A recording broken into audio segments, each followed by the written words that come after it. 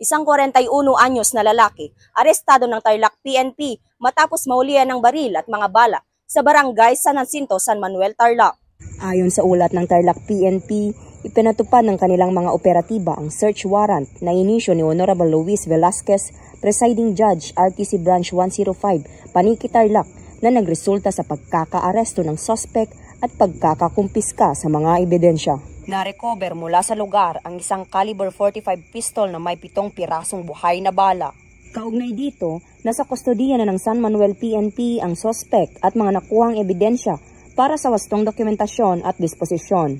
Samantala, haharap naman ang suspect sa kasong paglabag sa Republic Act 10591 o Comprehensive Firearms and Ammunition Regulation Act.